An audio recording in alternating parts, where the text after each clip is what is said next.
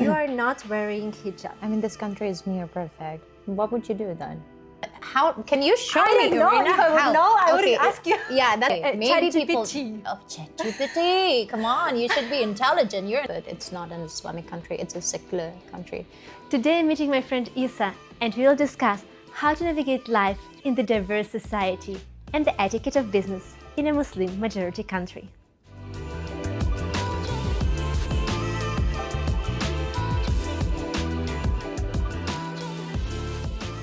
Isa, you was born and raised in Malaysia. Yeah. So how is it generally to live in such a multicultural society? I was born in Sandakan and was raised in two cities, Sandakan and Kota Kinabalu. But now I base in Kuala Lumpur. In Sabah, we have all this ethnicity like Sulu, Kadazan, different language. You can walk around and you can hear people talking, like speaking in Bahasa or Tamil or Chinese language, and it's a beautiful sight to experience. So I know the majority is Malay, Yeah. Chinese, and Indian. Yeah. So what are the difference in daily life routine? Do you see any differences when people are walking and behaving? So how is it? I think what makes it different is the choices that these different groups made in their daily life. Different cultural, different traditions, like culture, like food. For me, I'm Malay, I can experience banana leaf, which is Indian culture food, like people are just living their life, like how other people in different countries living their life. And almost 64% of people in Malaysia are Muslim. Mm-hmm. And as I know, you are also Malay, Uh-huh. but you are not wearing hijab. Can you explain me how does it work? Okay, I can only answer this for myself, but how I see things here in this country is like we still have freedom of choice. Whether it's something that people from our community or from our groups understand that it is a personal choice, and there are Muslim in this country that do not wear hijab, just like me. Yeah, it's because it's a personal choice. We have different perspective on how we see or approach this kind of matters. Like for me personally, I wanted to be, I believe like probably other people probably share the same opinion as mine. Like when it comes to wearing hijab, we would like for it to come to us naturally, so there would be no resistance, and yeah, it become a sustainable action in the future, I think. Do you get it? Mm-hmm. Do you understand? Kind of. Like it's a personal choice, and how I perceive it might be different on how other people perceive it, based on the perspective of why they don't want to wear hijab. But generally speaking, like we are not that strict in this country. Like even if you're Muslim, you still have the freedom to choose whether you want to use it or not. So what about people around you? Do you feel any judgment?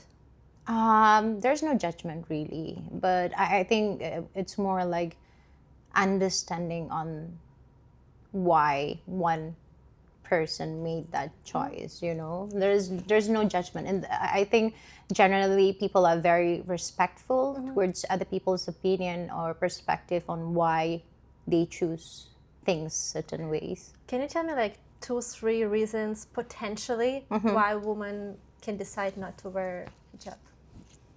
First, I think this is a personal opinion, but of course, that's like right, possible reasons. Right. But it's some people probably like can resonate to the answer. One, it's probably because they want it to come naturally. It's like honest, authentic decision coming from their individual heart, I would say, or calling. Second, probably they think like it's not their time yet. They are sacred timeline to when it will come to you to wear hijab. Third, I would say it's because they just choose not to, because they have a different belief system, even though they are born in that group, you know. Okay. When foreigners people are coming here, they often wear quite open clothes. Even when I'm going outside, sometimes I'm in the shorts and top because it's so hot in Malaysia. Yeah. So how people react on that? What do they think about it? I mean, this country is near perfect. There are some still conservative perspective on how people should, you know.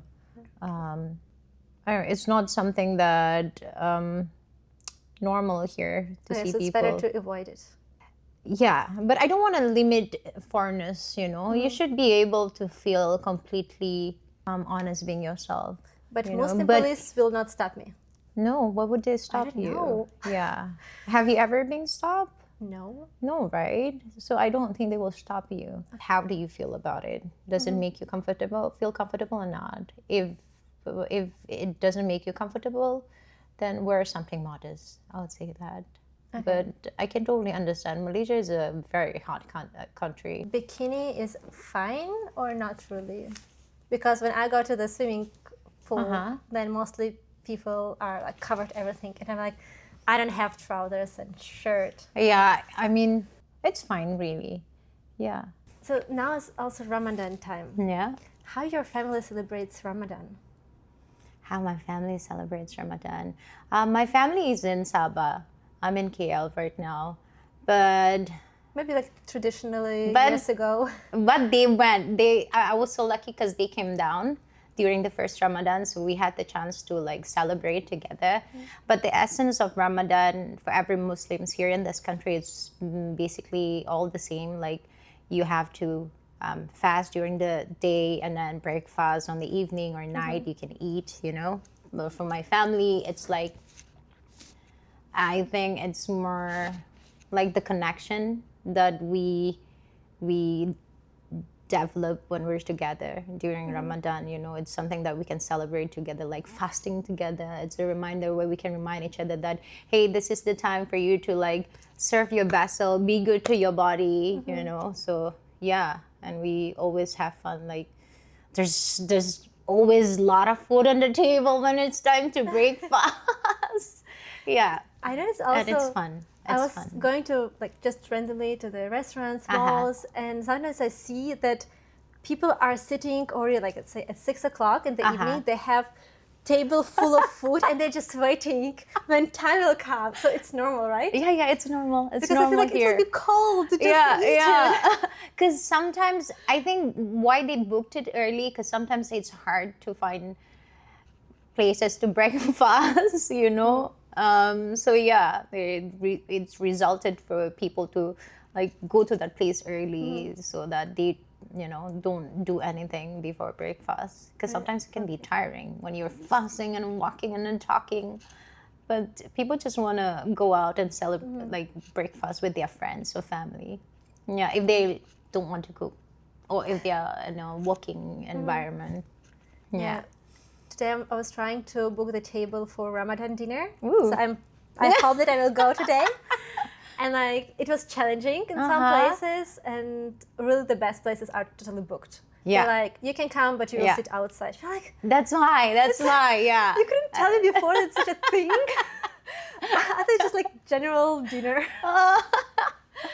Okay, so what I need to try there? What is special there? It's Ramadan dinner. What I need to be prepared for today in the evening? I mean, it depends. It depends with what you prefer to eat. I mean, I will eat everything. I want to try everything. But first thing first, It's buffet. It's buffet. Yeah, I know it's a lot. I know why people always go to buffet during Ramadan. You don't have to eat that much. I mean, you But can. you can, of course. I mean, you can start with dates. how can I start with dates? Because if I will eat dates, then I cannot eat meat anymore after that. I feel like I need to start with like meat, with fish, like with the best of the best. Okay, here's where we try to unravel this thing. It's why you start with dates is because you've been fasting the whole day, right? Okay. So you don't want to shock your body with just eating something heavy. You want to start with something like warm, so that your body can prepare yourself to eat more after that. So with dates, it can help you with your insulin, with your sugar levels, so you will not shock your body because you'll be eating too much at that time. So I think it's always wise to start with dates. For me, I always start with dates, start slow, and then with fruits, and then you can start with people in Malaysia, they love rice. They can start with rice or no, I think I will not eat rice. Come on. So if I go to buffet, I will eat everything but not rice. But do you people eat rice culturally from where you come from? Yes. So I'm from Ukraine. It means that we eat rice, but it's not so popular because we eat like potato. We eat a lot of like bread things. Yeah, more bread because we have wheat. Like we have a lot of wheat. But mostly we eat a lot of meat. It's like we can start with meat like from the morning till the evening. We eat a lot of pig, like pork. Yeah. Because traditionally we are a farm country. So traditionally most of Ukrainians were working in the field, farming, and when you eat pork, you can fastly get meat, get energy, and go to work again. So you're eating fastly, you get energy, you work. So that's why traditionally we have such kind of food. All right, okay. Yeah. But now you're in Asia, you've tried rice? Yes. What kind of question? I'm just out of curiosity. I just need to know, like, Like last year, I spent 4 months in Japan. Japan. I started my Asian experience with Japan. Yeah. And I have been eating rice 3 times a day. The whole like pot of rice. It's too much. It's too much. So, I know. At some moment, I'm like, before in Ukraine, I was eating rice once per 3-4 months. Yeah. And here 3 times a day, and like I cannot. Yeah. So now I still eat rice because it's difficult not to eat it here. It's like every single dish has some rice. Yeah. But if I have a chance to eat meat, fish, veggies, fruits, I will do that. Yeah, it's understandable. Of course, yeah. So you can go on with your meat after this. I mean, like if you're doing buffet, the options are, I would say, unlimited. When I was in Ipoh and I was just walking, I decided to drink coffee, to get coffee. Okay. And then I went to the shop, to the store, and it was written Muslim friendly. Is it generally normal to write on your doors Muslim friendly? So for us, it sounds so strange. No, it's because okay. But for us, it's like when it's written like this, then you kind of separate special like nationality. So it's super strange. We have something like dog friendly. Dogs friendly, yeah. So for us, when we see words Muslim friendly, it's like separate. It's like, how are you comparing it to like something strange? Okay. Like something special? Like, is it normal here? It's normal here. Okay. I mean, like in this country, it's. I mean, like talking about the halal food again, it's really, we have a strict halal certification here. You see it often in. Oh yeah, actually, even when I was doing my nails, there is a certification for something like nail. Yeah, it was written like Muslim friendly halal something for nails. I'm like, I didn't know that you can do manicure halal. Yeah, because if it's halal, means you can bring it to pray as well. If it's not halal, you can pray with it. You cannot pray with it, but if it's halal, you can pray with it. So coming back to that Muslim friendly questions, it's probably just because it's to tell people that we cater the food in the halal settings. Like we prepared with for the Muslim community as well. So that is something that's normal. You see it often here because, like I said, in this country, the halal certifications is strict. You will see it everywhere. It's a normal thing. I think it's not very. It's inclusive actually. Okay. It's include the Muslim people to come to the space.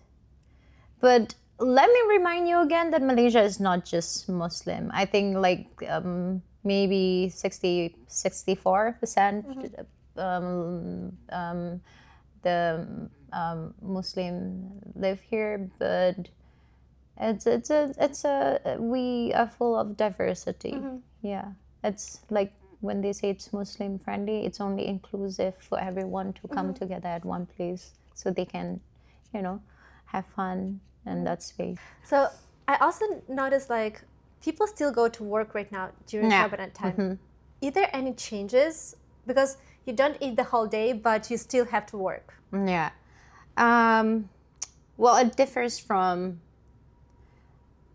It depends with the companies itself. I think I still remember when I was working with this company, they allow me to go back early so that I can prepare my food for breakfast.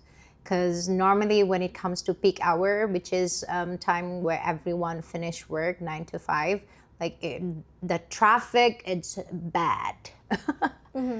Bad. So yeah, my previous company allowed me to go back early so that I can prepare food for my breakfast. And yeah, like I said, it depends with the companies itself. So, I'm sorry, when you are saying breakfast, you mean breakfast, not breakfast. Oh my God, breakfast. Sorry. Yeah, it's breakfast, not breakfast. Okay, not morning. You eat. I don't know, maybe like your daytime change. Yeah, breakfast for me to break my fast. Okay. Yeah, in the evening. And yeah, other than that, I think some companies probably have events. If they will reduce it if it includes food, like the progress is slower, the pace is slower during Ramadan month, but it is what it is.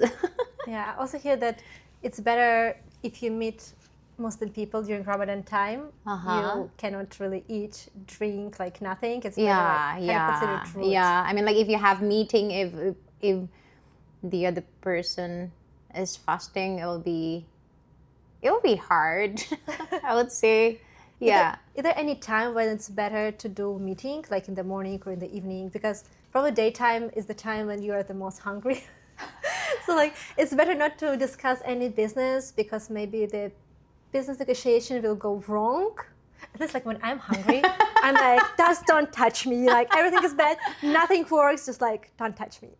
Does it also I'm not. I mean, it depends with people, right? How they interact during like if you ask me, I perform better when I don't eat. Okay. When I'm fasting, like my mind become very sharp. Okay.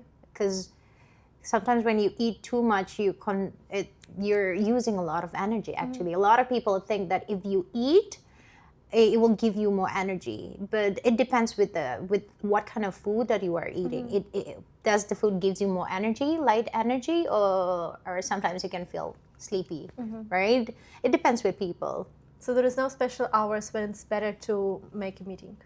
I think it's best to do it after, but people don't do it after because people just want to go back after the office time, right? If you do 9 to 5, it's best to do it in the morning. It's because you still have that sharpness of wanting to do things now, today, right?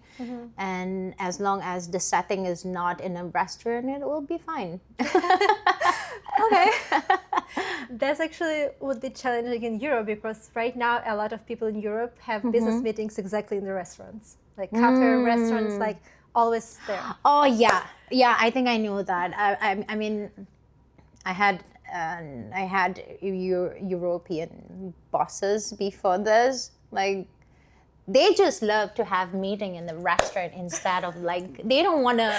We don't. Let's go outside. Let's have meeting outside, and it's for me. It's a fun thing to experience. I mean, it's already good that you don't go to the bar. You go just to the cafe. You know. Yeah. Because it's open and the vibe is good. Yeah.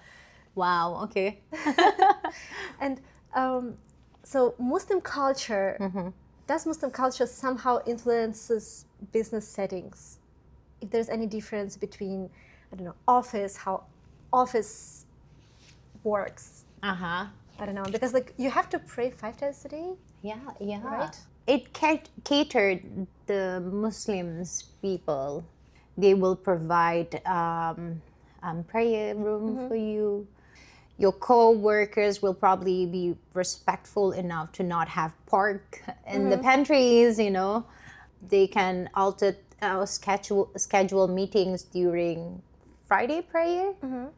It does give that kind of, I wouldn't say privilege, but it does give that respectful space to the Muslim and work. Around 10 years ago, I was working also in Polish company, so in Poland. Yeah. But it was more international, so there were a lot of people, and a couple of people were also Muslim. So it was super interesting for me because the whole room was built especially to pray. Wow, all right. It's Poland where there are not so many Muslim people, like traditionally. Yeah. But we had separate room for them. And special time they were just going there and praying. Like, it's so nice. Yeah, it's similar here. Yeah. And I was in WeWork in the office here, and I also noted that you have microwave. One is normal, and then down is like halal only. Okay. Yeah, so that as well. It's huge separation. So what does it mean, halal food? Because for years I was thinking is like everything except pork.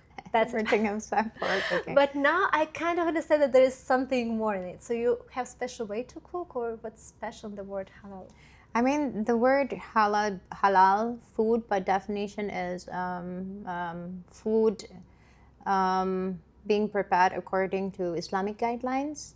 Yeah, means no pork, no alcohol, and meat have to be slaughtered in certain ways. Like they will probably recite some dua before slaughtered the animals. Okay, that's basically it. So all the vegetables and fruits, all of them are halal. Yes, of course. Of course. Unless if you put alcohol in that fruit and ask someone to eat it, then it's non-halal already. Like I said, halal food is no pork, no alcohol, and meat have to be slaughtered in certain ways. That's what halal food, from my own understanding, it is. Yeah. I also notice here when I go to any restaurant, and like if I cover myself fully, kind of, then I just enter, and then I'm always stopped, and they're like, we serve pork. Do you eat pork? I'm like, wow, it's so thoughtful that they like immediately ask if I eat it. It's so unusual for me because I was. What would they ask you? Because you don't look. Probably I don't look Chinese or Indian. And they're like, everyone else. Yeah. Just better to ask, just to be sure. Okay. That's probably think you're vegetarian or, could be vegan. I was traveling a lot in Asia, and I understood that there are 5 universal business etiquette rules, at least what I understood. One is mostly you have this hierarchy in the business. Yeah, hierarchy. Second, you give your business cards with 2 hands. Then you have more face-to-face meetings than trusting email negotiation. You also don't speak direct. That's super challenging for me. But people don't really speak too direct here. They are more kind and they're like nice. You will not say word no immediately. And fifth was, no immediate decisions. When I always go and try to close the deal, I always need to wait at least a couple of days or weeks because you cannot really take the decision right now. So these are like 5 kind of points that I understood that mostly everywhere it works. Is there something special in Malaysia? I think the most obvious one is the hierarchy. And when you say that, it makes for people to make slower decision when it comes to, like matters and business. It's because of the hierarchy. So sometimes it takes time for like slower time to make a decision.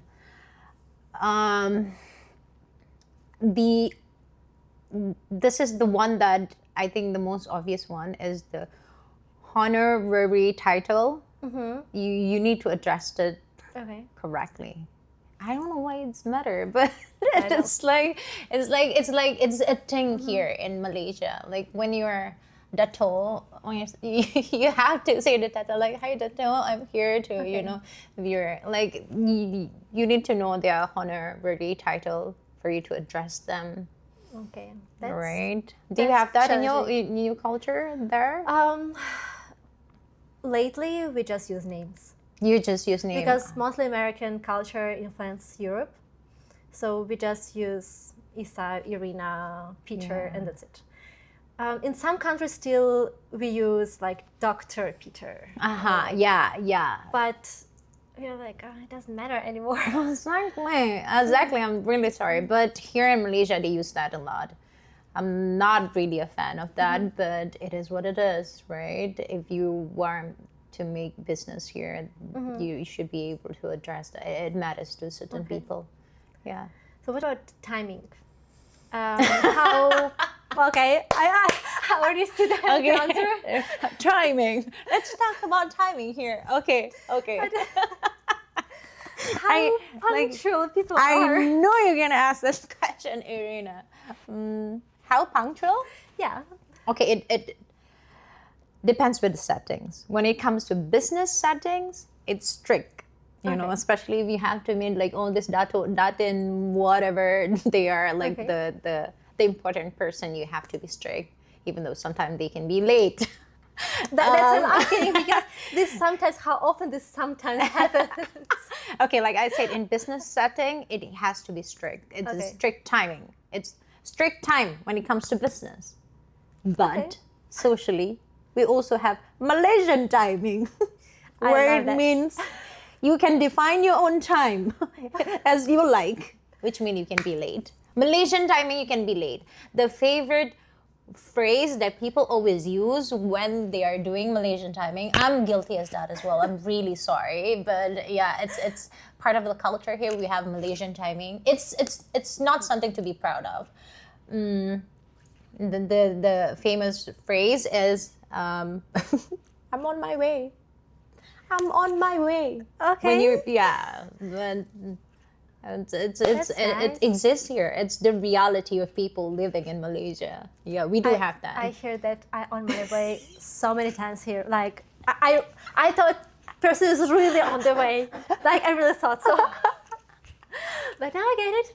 It's just like 2 days ago I met one of our partner, and we're like, he decided, let's meet at 4 p.m. God. I'm like, 4 p.m. Malaysian timing. Okay, so I will be 4:20. Okay. So I arrived 4:20 to the restaurant. I'm sitting 4:20, 4:30, 4:40. I'm like, nice. So he arrived at 4:50. So 50 minutes later, 50. I'm like, nice. I kind of knew that, but I'm so hungry. Oh, I'm really sorry about that, Irina. Let me know now. Yeah. Okay, now I will say always I'm on my way. Yeah, now you understand this. Like but like I say, it depends with the settings of, like if it's business settings, you have to be strict, you have to be punctual.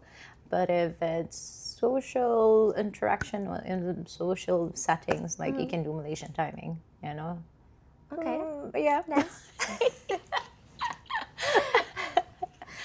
So you know that in Chinese culture, it's normal when you go to the business meeting, you bring some gifts, like for the company.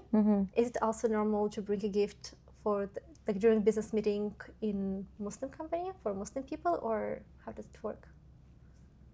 I mean, why do you want to bring gift for business?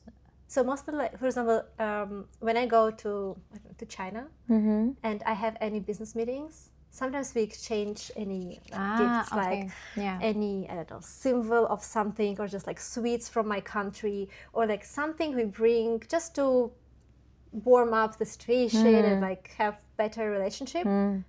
So do you have something like that? Yeah. I mean, it's not something like people don't do that often, but we do bring gifts.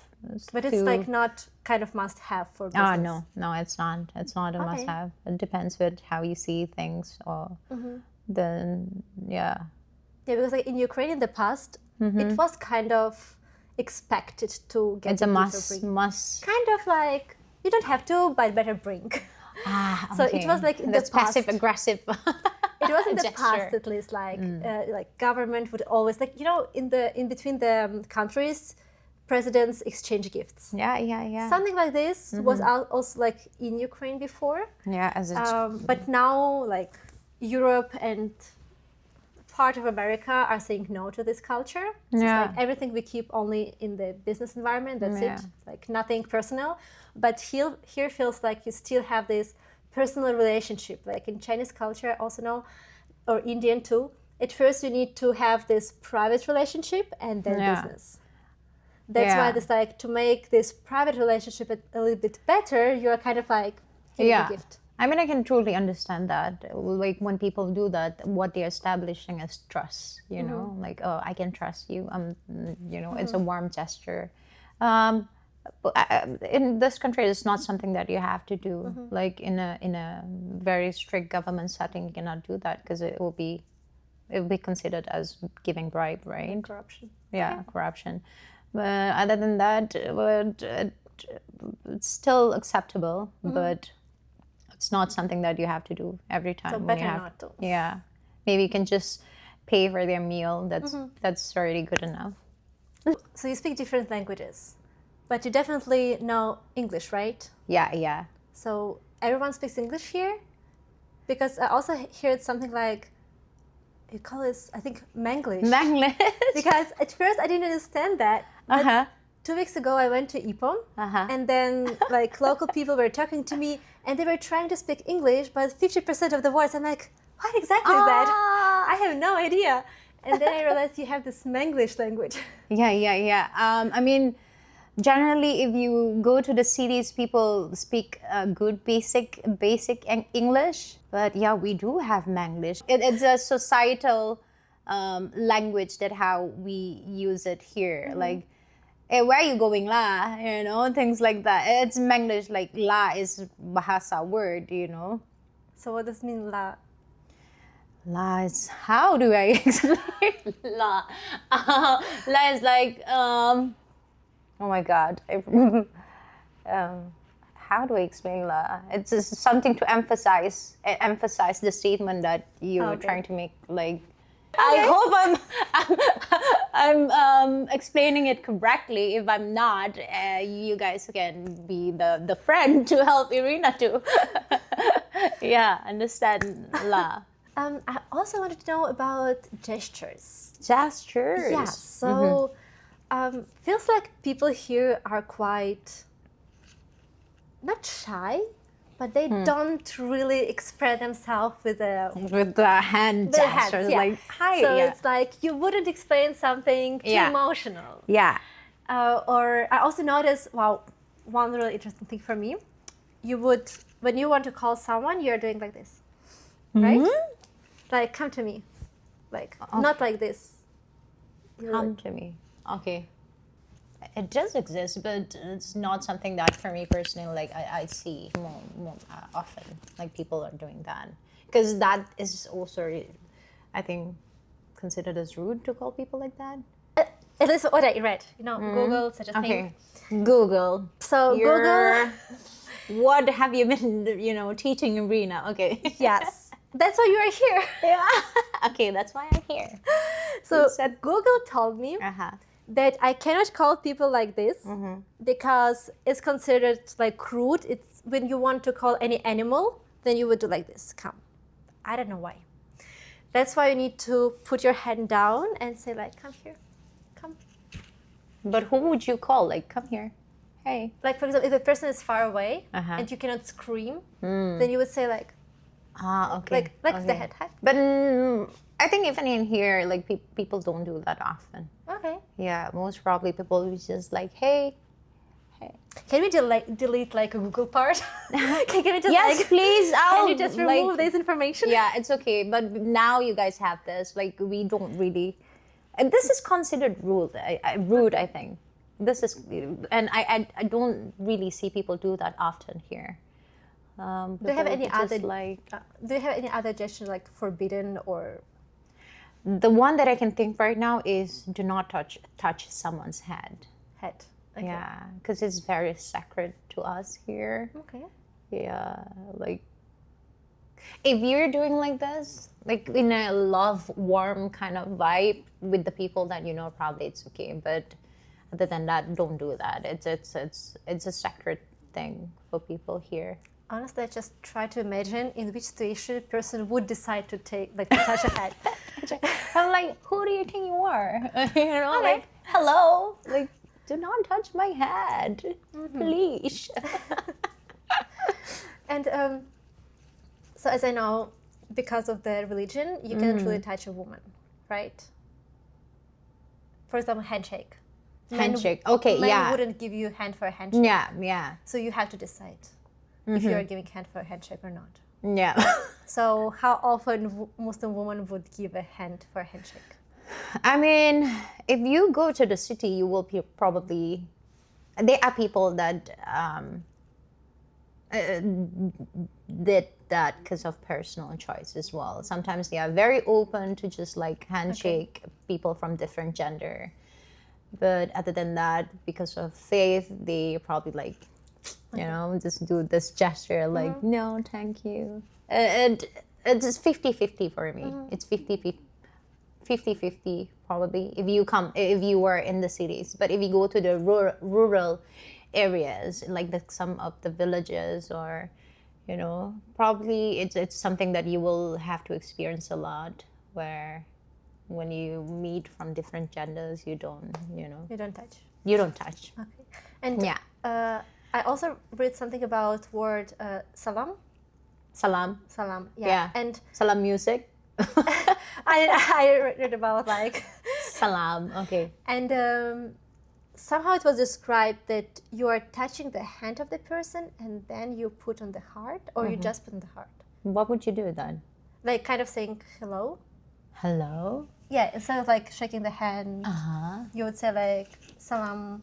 And then salam, and then you like, how can you show me? If I wouldn't ask you. Yeah, that's why I'm like curious. I'm curious. Okay. So what I seriously saw, like, where did you read this stuff? Okay, maybe people. ChatGPT. ChatGPT. Come on, you should be intelligent. You're an artificial intelligence. So what I saw, and like, just in the streets, when I'm just taking a walk somewhere or like in the hotel, they could like place their hand on the heart, and it's just like. Oh, just like this. Yeah. Oh, yeah. I thought you were saying like, yes, you're like this, and then they take your hand and then put it like, no, we don't do. Why would you do that? No, it was written something like, you need to kind of say like salam and then to the heart. You touch the other person? Yes. Again, I don't know. It's written there. No, it's not. It's not. Yeah. Okay. I mean, like if you're doing it because of the faith sensitivities or rules, people just do it like this, or just maybe hi. Yeah. A lot of people will do it like this or like this. But salam means salam, probably salam. We don't. I don't think we do it here. We don't. Okay. We don't. I don't know. Maybe some people do that, but in my experience being in Malaysia, it's like it's never really. Yeah, I've never. So better not to say that. Just say hello and that's it. Just say hello. Just say hi. If you want to do it like hi, salam. Yeah, maybe it's because some of the Muslim, they use assalamu alaikum to tell people that they are there. They're like assalamu alaikum. Probably they use that when they enter a house. You know, like maybe that's what the ChatGPT trying to explain. But Malaysia is a multicultural. There's a diversity in how people say approach each other. You know, it doesn't necessarily have to be like not touching. You can be, you know, open to shake as well. But when people do not want to do that, do not take it personally. Maybe it's because of fate, like, you know. And the girls don't have to. Girls with girls. No, they hug. Okay. It's a personal view, I think. Because if you meet me, I'm a hugger. I would love. I would literally hug. I prefer hug than. Okay. I'm a hugger. So that is. I think for that question, I should not generalize it because it depends with how people perceive or, you know. Yeah, it's just different from other people's perspective on how they approach people. And so the role of woman in this country allows her to get any job? Of course. Or there are any jobs that are forbidden for women? I think it's 2025. There. You cannot compare this because there are other countries where women cannot go to school. Yeah, I understand. So that's why. I can totally understand from your questions, but here in Malaysia, we don't have that. We don't have that. I mean, we have fewer. We still have fewer women working in certain industries, for example, like constructions. You know, like you can go outside and you can see constructions. They are manned. It's you can see even in politics as well. There are fewer women in that field.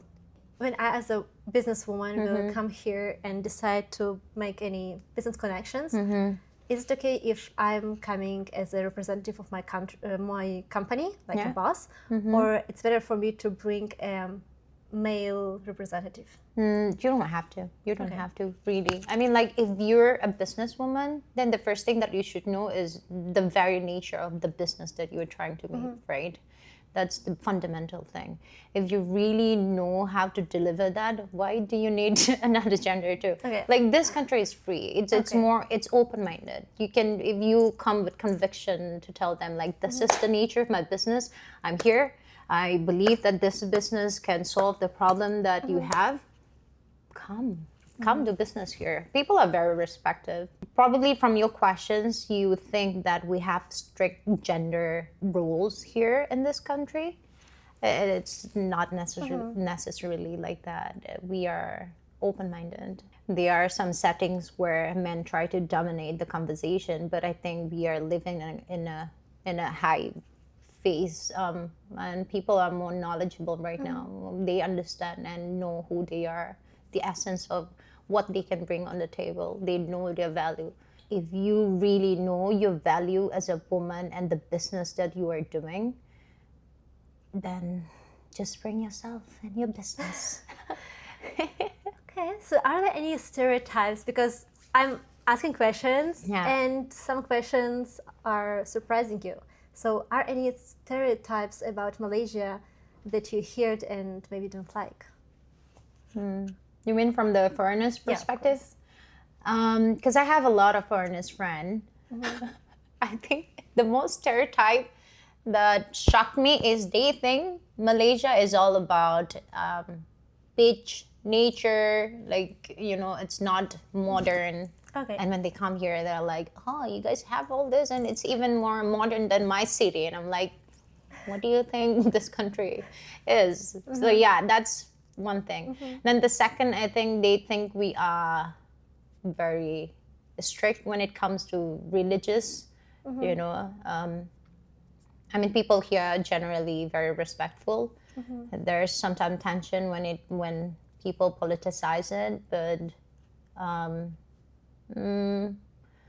we've learned to coexist together despite the differences. So, what about you? Because you, what about you? What is before you come to, is this your first time in Malaysia? No, I've been here last year too. Okay, so what is the first perspective that you have about this country? Before arriving? Yeah.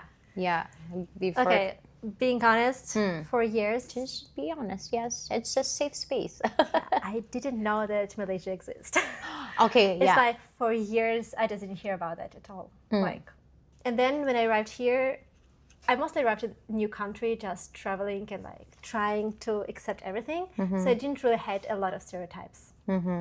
After I understood that it's a Muslim country, Yeah. of course, in my head immediately are these pictures. Okay, everyone needs to go in like all the women are covered, and then you don't eat this. You like a lot of basically everything what we in the Western world see in the news about Muslim countries that are super strict. Yeah. That kind of I had in mind, but it came a little bit later. So it came already when I was here. So I saw that it's not true. It's not true.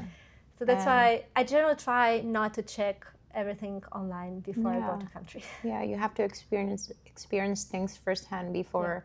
I think it's important as well for you to first experience it before, you know, like having informations about something, right?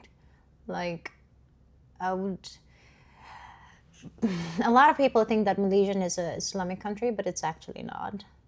But you have 64% of people who are Yes, Muslim. we do have Muslims more in this country, but it's not an Islamic country. It's a secular country.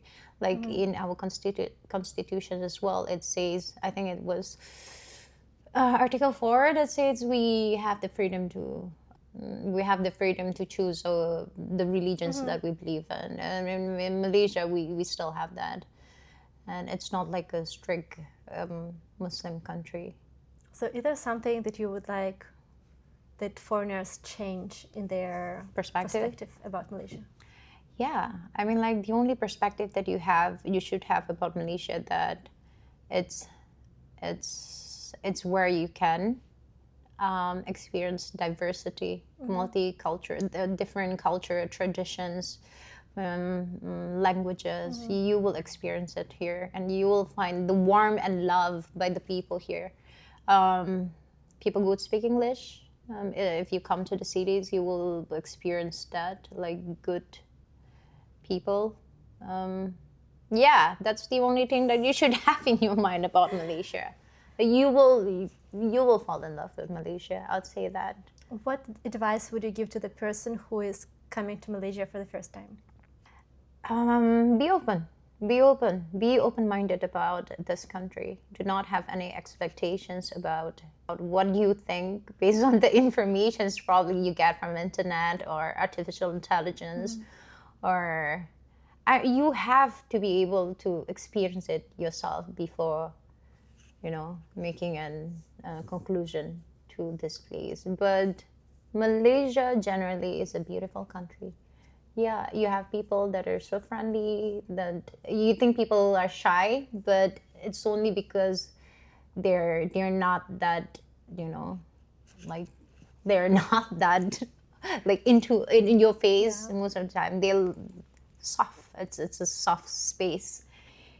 It will make you feel like Malaysia is your second home. I would say that. Yeah, I already don't want to leave actually. Don't leave here, nasty. There may be something else what you want to share. Malaysia is not just like it's an exotic and modern country, so you should come here. And I'll say try our local food. We have it's chef's kiss. You know, we have a lot of. I don't know. I think the food. One of the things that I can be proud of this place, other than the diversity, is the food. Yeah. Like being Malay, I enjoy lecha, which is Chinese food. I enjoy banana leaf so much. You know, like the diversity in our food was like beautiful. Yeah, a lot of people are coming here exactly for food experience. Yeah, just I mean, like I still remember being in Europe. I'm so sorry, but I still remember being in Europe, and I was like, I want to go back to my country just to eat. I'm a foodie, actually. Yeah, European food for you probably tastes like tasteless. It's not tasteless. It's clean taste. I love it sometimes, but being in this country because you're used to spices. Yeah, so sometimes you're like you're looking for it. Yeah, and I'll try this today in the evening. Yay! For the buffet? Yeah, I hope. Have you tried fasting? No. Not in this way. Yeah. So we kind of have fasting also in other, like in Christianity. Yeah. We have that too, but it's different kind of fasting. Yeah. We still eat, but we just avoid eating some products. Ah, all right. Yeah. I think I've heard about that. But the idea is the same. Like 40 days, we just eat like a little and something. Wow. Okay. Mm-hmm. Okay. That's fasting as well. Thank you a lot. Thank you for really having nice. me. I hope you have a wonderful time being here. Of course. And yeah, you can, to all the people that want to come and visit Malaysia, please visit Malaysia. You will find beauty everywhere. We have hidden gems as well. You will love our nature.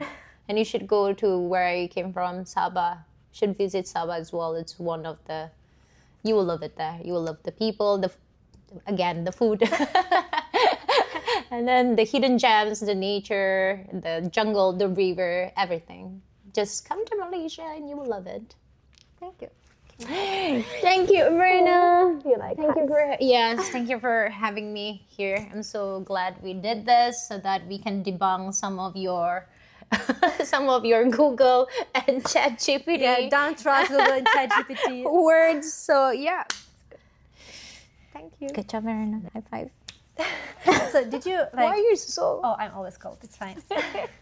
I have too much dampness. That's why you need more meat. And durian. I learned this. Oh, that's why. I learned that you need to eat more durian to heat up your Yeah, body. of course. Yeah. And because everyone around, I don't understand still this like chi thing. I mean, I understand what is chi, but I don't understand this heat and coolness. Yeah, that's very Chinese culture. I cannot get it. So, but everyone around is like, you have too much dampness, too much coolness. You need to heat it up. I'm like, okay, I love durian. I bet you learned this from your boyfriend. No, actually, a lot of like when we walk around, a lot of people are telling me that. So when I went to my facial girl here, she's like, yeah, you have too much water. She's like, too much water.